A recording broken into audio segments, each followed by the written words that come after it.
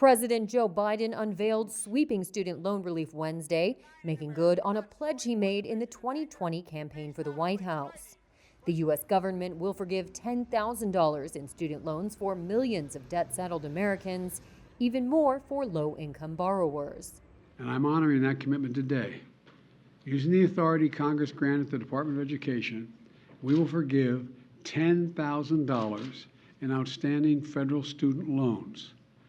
In addition, students who come from low-income families, which allowed them to qualify to receive a Pell Grant, will have their debt reduced $20,000.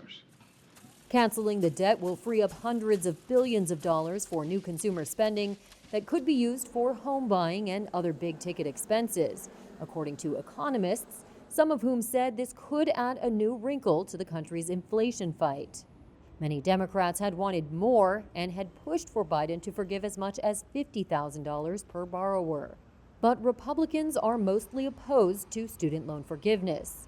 In a statement Wednesday, Senate Minority Leader Mitch McConnell blasted the move, saying, quote, "President Biden's student loan socialism is a slap in the face to every family who sacrificed to save for college, every graduate who paid their debt, and every American who chose a certain career path or volunteered to serve in our armed forces in order to avoid taking on debt." Biden pushed back. I will never apologize for helping Americans, working Americans middle class, especially not to the same folks who voted for a $2 trillion tax cut that mainly benefited the wealthiest Americans and the biggest corporations.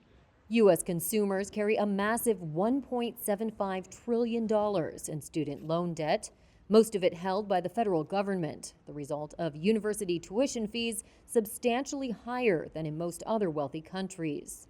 A senior official told reporters the forgiveness plan could benefit up to 43 million student borrowers, completely canceling the debt for some 20 million.